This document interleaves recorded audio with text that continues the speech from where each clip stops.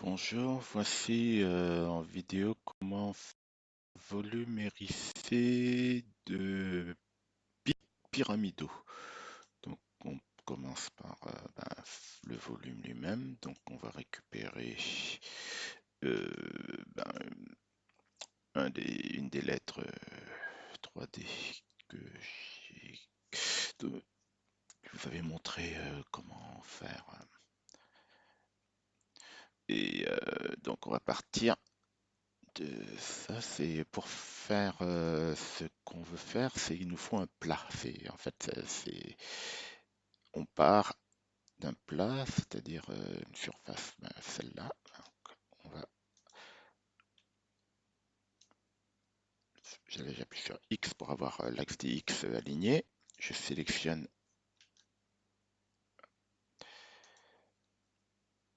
euh, tout ce qui va dépasser du plat et je supprime. Donc retour arrière, voilà. Donc j'ai plus que ça. Vous voyez. Donc là, normalement, il suffit d'hérisser, d'extruder des parties ici. Ça. Et après, il faut réduire l'extrémité de l'extrusion un point. On a les pics pyramidaux. Donc, mais là, avec cette géométrie, ce ne sera pas très esthétique. Donc, on va commencer par supprimer les longs traits qui font des pyramides qui s'étendent en longueur, qui font que c'est pas très joli. Et on va essayer de répartir. Donc là, j'ai sélectionné les lignes que je veux supprimer et je supprime. Et maintenant, on va en fait, refaire la topologie. Enfin, c'est juste répartir ça en. Non, j'appuie. Et là, il y avait les 4 sélectionnés. Donc, il m'a fait des lignes entre. Moi, je veux juste sélectionner ce point-là et ce point-là. J'appuie sur C pour connecter les points. Voilà. Hop. Et le dernier, il est ici. Maintenant, cette partie-là. Donc, on va essayer de faire. Je vais mettre un point ici et faire un triangle là, comme ça. Donc, je sélectionne ma ligne. Ici, la ligne du bas est identique. Et je fais clic droit, couper, et je sélectionne 2. Voilà. Donc, il m'a sélectionné ma ligne. Et là, maintenant, on va faire. Voilà, continue.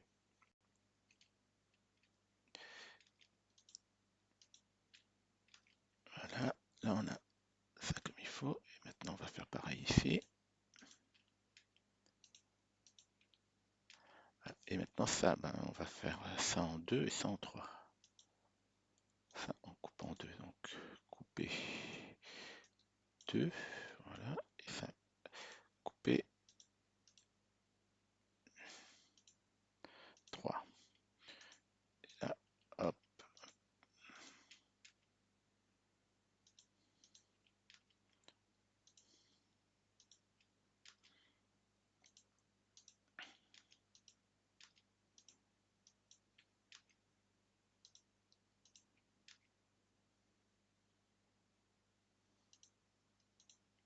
Voilà. Là, on a quelque chose qui est homogène. Ça devrait être un peu plus joli.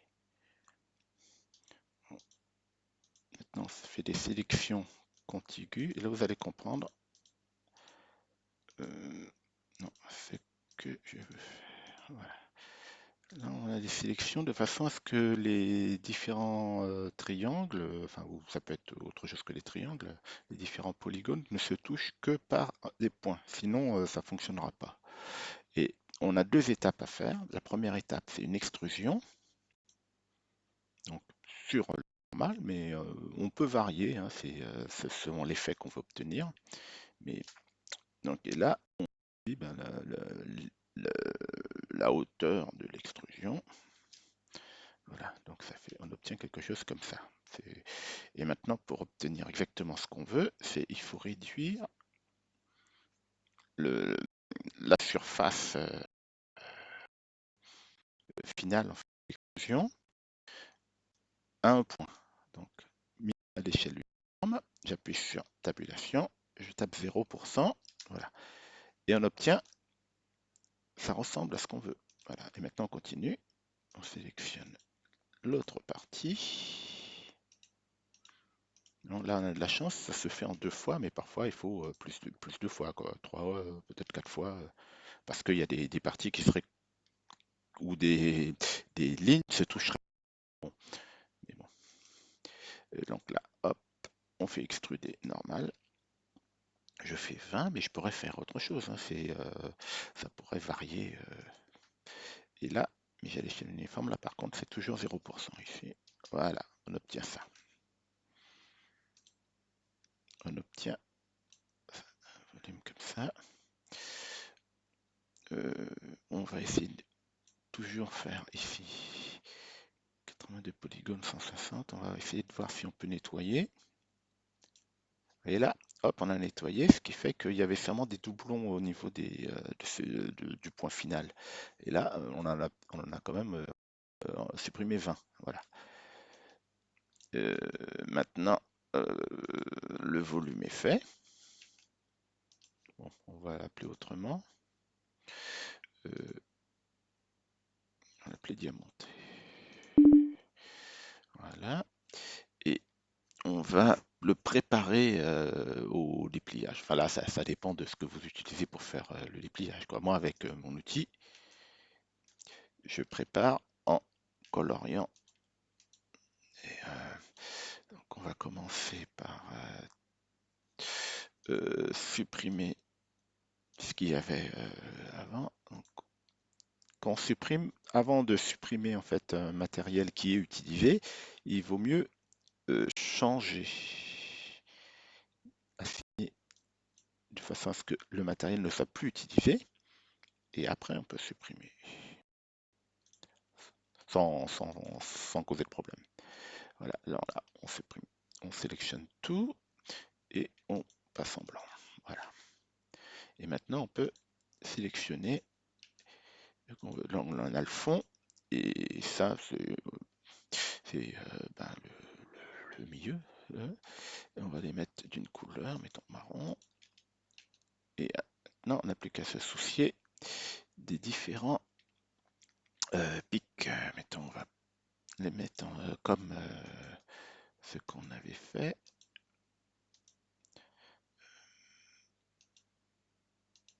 Donc, si je sélectionne les, les points finaux et que je clique sur facettes, voilà, ça sélectionne les facettes correspondantes.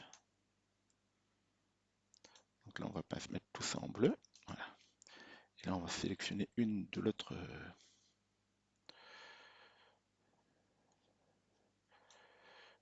Ça, on n'en a pas besoin en fait. On va sélectionner ici matériel, mes couleurs de sommet, voilà. Et on va mettre tout ça en vert. Voilà. Ce qui fait qu'on a 3 zones différentes. On peut sauvegarder ça et exporter. Non, avant de faire ça, il faut changer les couleurs en matériel.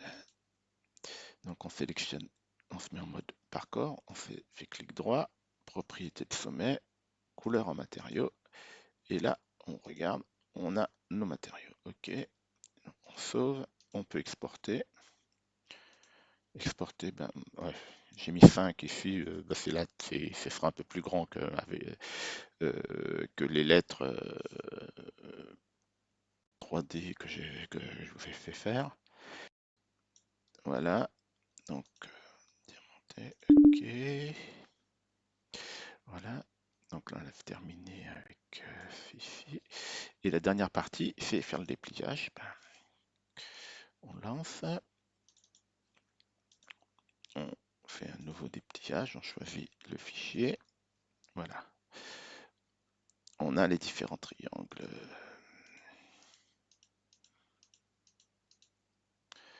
Et à la fin, voilà, à la fin, on a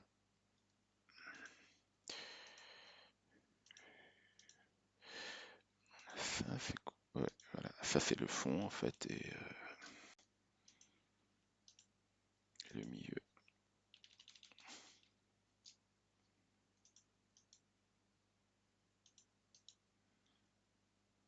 Là on a tous les différents triangles.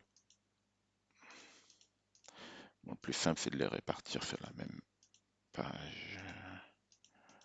Ouais, ils sont,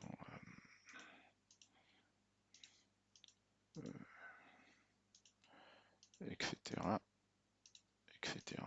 Voilà, et après, ben, on fait le volume comme on fait d'habitude. Voilà.